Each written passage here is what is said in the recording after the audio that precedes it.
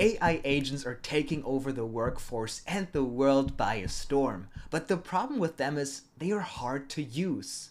Today, I want to show you how you can build a custom interface for your AI agents, especially if you have custom AI agents, so your clients and your employees or you yourself can use the power of your AI agents from the simplicity of a human-friendly interface. Let's get right started with that. So first of all, I already have my AI agent here. We need to do some little modifications to it to make it work with the custom interface. But before we do that, let's actually start building the interface. For that, I'm going to use a no-code tool called NoCode.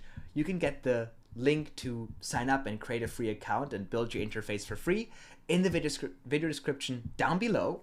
But in NoCode here, I can just build a custom interface. Let's say we just want to have a form with an input and then get the AI response. We can design it as simple as working in Figma.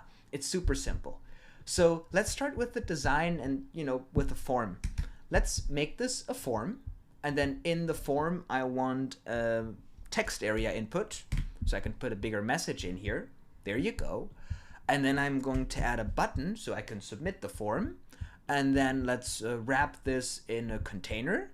And then inside of here, I'm going to have another text area that will show the response from the AI agent, right? Super simple. Now let's get this started. Now, I'm going to skip the styling so we can focus on the functionality. You can style this like Figma, you can see, or like Framer yourself. But now inside of here, we want to bind those inputs with data. So the first step will be, we will need to create a variable called prompt. Variables help us store data from input fields. We'll keep this empty. And I will simply go in the text area, go to attributes, bind it with the prompt variable. Now, when I type inside of here, who are you, right? And I have it in the text area. I now have it in the variable, as you can see here. And this is then how we get the data in the text area and send it to N8N, to our AI agent. So there you go. Now we need to actually connect it with our AI agent. So for that, we're going to click on APIs. APIs are like webhooks. They allow our front end to connect with the webhook node inside of N8N. So let's click on APIs and let's go to something that we call REST API. Let's click on there. We're all good now. Now let's go to N8N, and we have this when message received in our existing workflow. So we can, this is how you work with them in N8N, but we actually want to delete this and replace this with a new node with the, what we call webhook node. And this node will be a post request. We want to do post whenever we're talking to an AI. So let's get that going. I want to have it on the production URL, but it will go back to staging anyway. So we'll need to switch that up later on.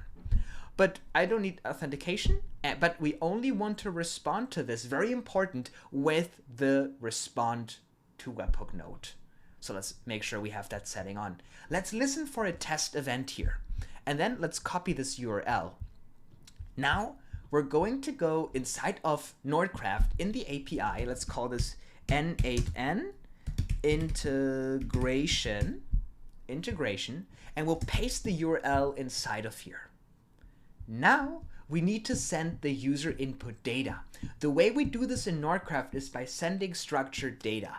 When you work with N8N, sometimes you see structured data that looks like code. This is what NoCode needs to send to it, but it gives us an easy way to format it without having to write that data. So let's go to the body. This is how we send data in a post request. We're going to go on FX and we're going to take an object. This is how we can structure data when we send it to N8N. In here, I'm going to add a prompt. We'll just call that prompt.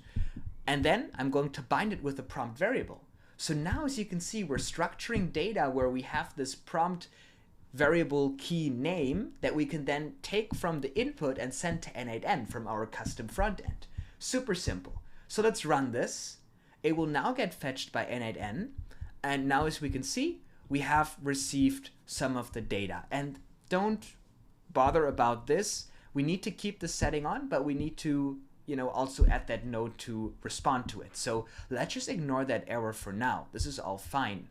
Now, after this AI action was called, we need to add the respond to webhook node. And I'm going to respond to the webhook node right now just with plain text, and I'm going to respond with the word hey. And let's execute that step. Let's close that. It's important that we have the respond node so that this one gets fetched at the beginning correctly. So let's execute the workflow again. Let's try running. And now we'll take a look at the error again. Let's go back here. If it doesn't work, we're just going to set it to immediately. And then we're just going to listen again for events and try calling that again. There you go. Now workflow was started. That's perfect. And now, as you can see, we're getting the user prompt here in the body.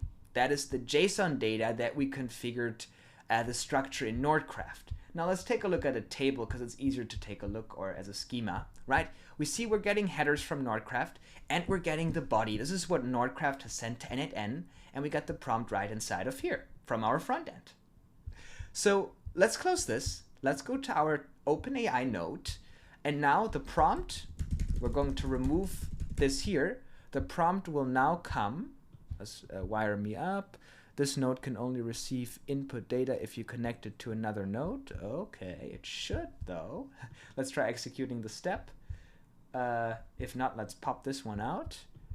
And oh, it should be in there, but maybe there was an error parsing it. Oh, it's not connected. Ah, now it's connected. There you go. Let's execute previous step. And let's just call this again from our front end. Okay, I think we need to do one step at a time. Let's go back here.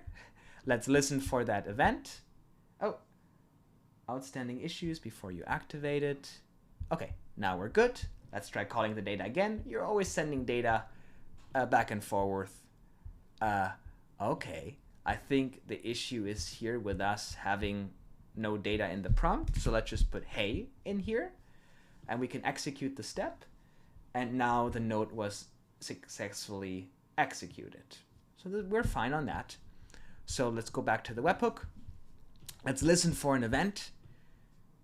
Okay. And let's make sure that we are calling this again. Okay, webhook workflow could not be started. I think this is because we're already returning stuff. So yeah, so we have it immediately. Let's listen for it again. Let's listen for it again. Okay, and let's run this again. Now it says workflow was started. Perfect. So now we're getting the data. I showed you that before. Now we can go to the OpenAI node, and you see we got the data here from the webhook. So let's take a look at the body. And now we drag this prompt section inside of the prompt field, and we're going to remove the hey that we wrote. Now we're getting the prompt that comes from Nordcraft inside of here. So now we have the user message. Now you may want to have a system prompt. So we can do system prompt. This is where you can write your custom prompt, and let's say you are an alien called Andreas who helps people with questions and responds like a teenage girl. There you go. So we're just going to put a very funny prompt in here, and then we'll do respond very short. Okay, respond very short with lots of emojis. There you go. Beautiful. Okay, let's move that over the user prompt. Okay, and then we're going to execute the step. Now this is going to test it, and then we can see, oh my god, hi, I'm Andreas, your super chill alien BFF from outer space, what's up? There you go. Perfect, works. Okay, let's close that. And now we need to respond with the webhook node here in N8N. So we're going to look at the respond to webhook node. We're going to respond with text because we're getting text back from our AI. I'm just going to take a look at the content here from the OpenAI node, and I'm dragging it in the response. We can execute the step and we can see the data being coming back here. Let's close that. So now all the nodes are in check. So here's what we're going to do. We are now going to go back to the webhook node and we're going to change it to respond using respond to webhook node. Now we can close it. We can execute this again. Let's try running this. And now, as you can see, we're getting the response back from our AI agent that is an alien responding like a teenage girl. There you go. We're going to activate our workflow. And now we need to do one more thing. Let's go to the webhook, copy the production URL, very important. And then we're going to go to the URL. We're clearing the paths. We're clearing the URL as well. And then we're going to move this into production. Beautiful. Let's try running this. Let's see if it goes through. And now it goes beautifully through. So now here's what we're going to do.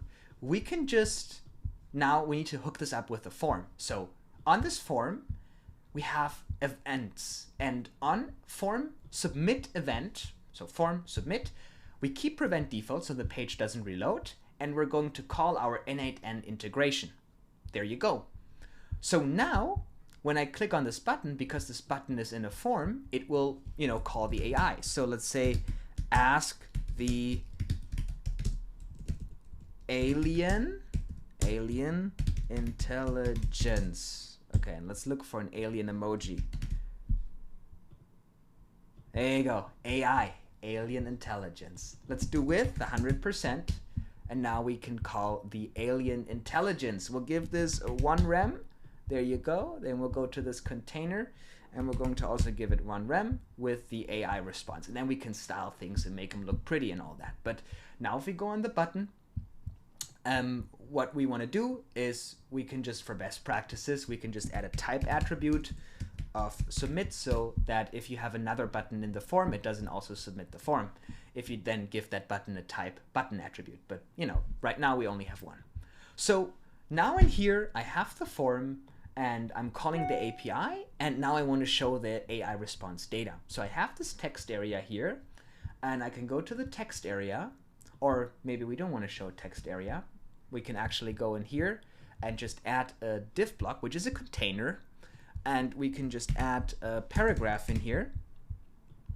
And then we can go to this div block here, and we can make it 1 rem side padding, 1 rem top and bottom padding. We're going to give it a new background color that looks nice.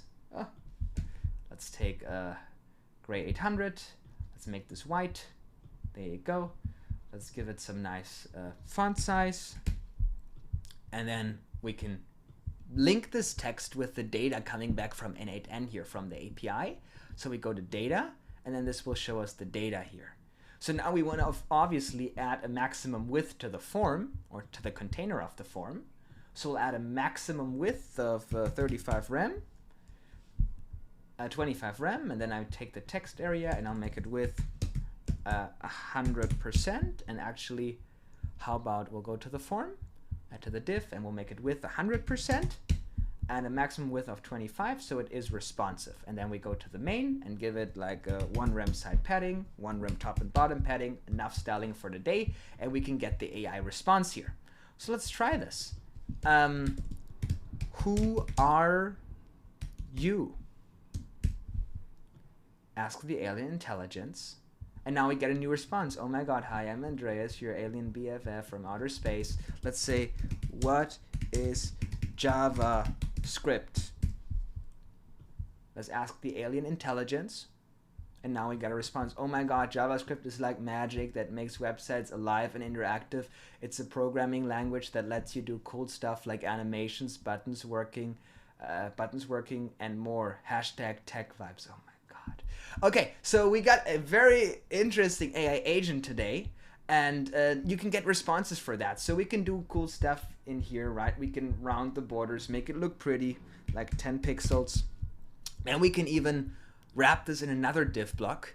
And we can add a button to copy the response to make it easy for our team to copy that whatever that response is, 0.5 rem, right? And I can say copy.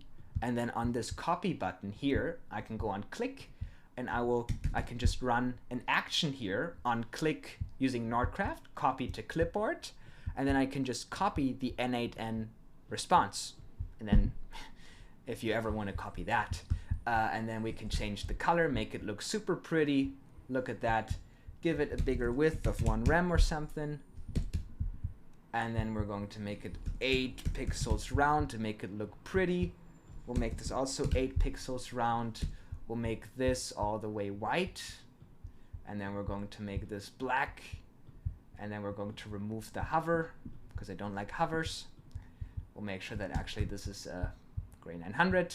And then we got this cool form. So let's do one last thing. Let's hide this div block if there's no response. So let's go to N8N.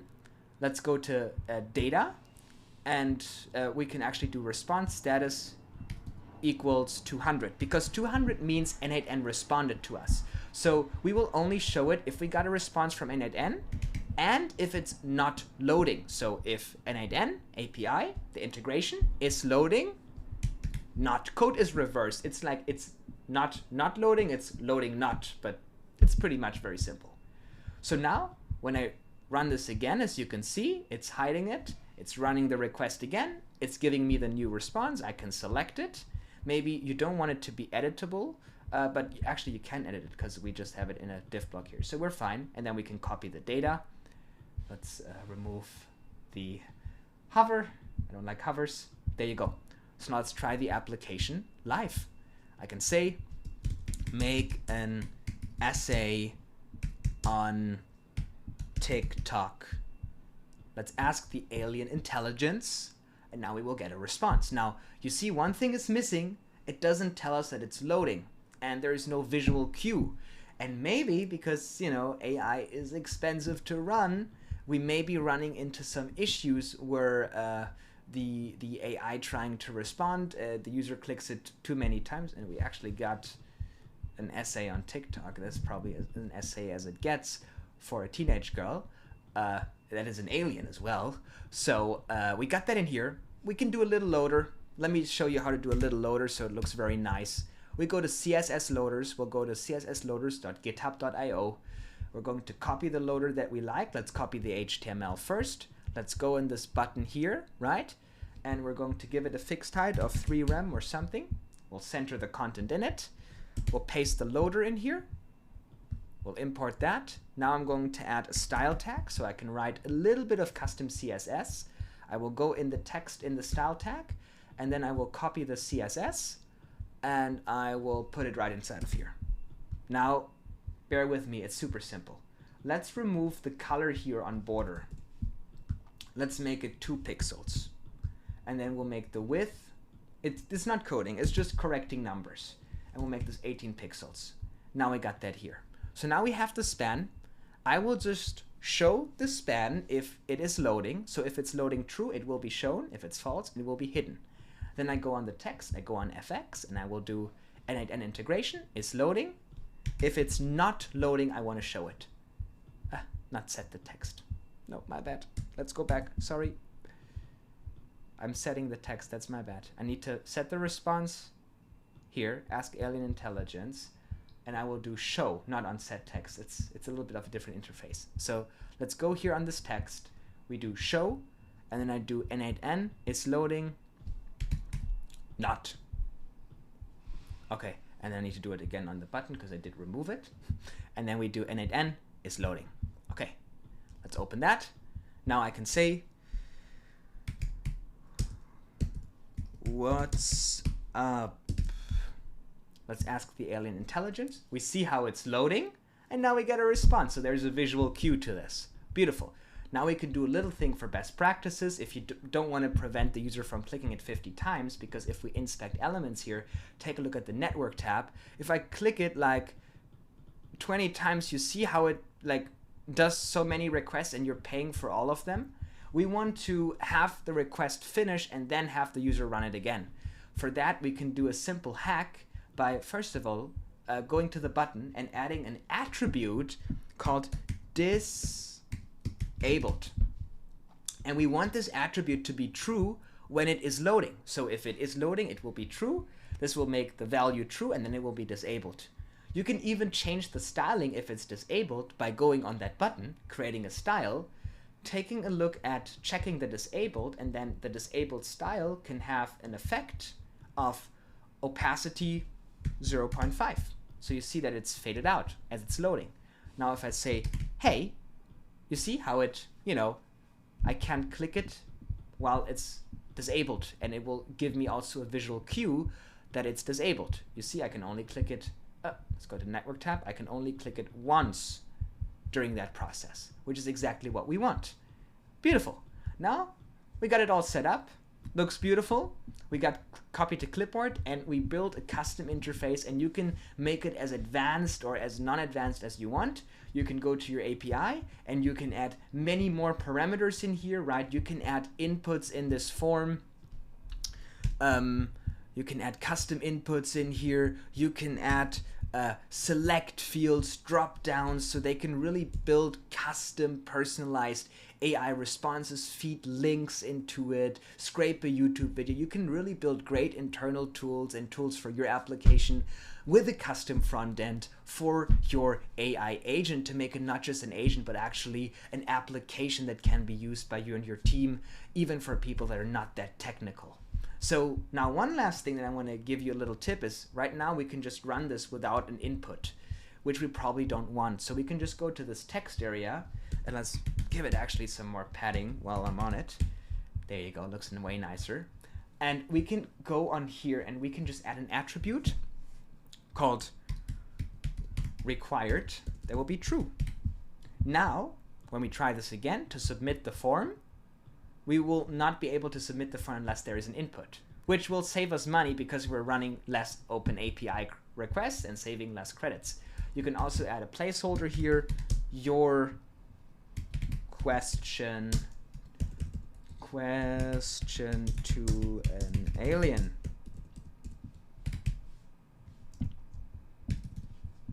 There you go. So when we now open this, we got the whole application. Hey, we can ask the alien, and we'll be getting a response, and we can copy the response and even paste it. There you go. This is how you connect your front end. This is how you build a front end for your N8N workflow, just like this. And if you want to learn more about that, check the link in the video description.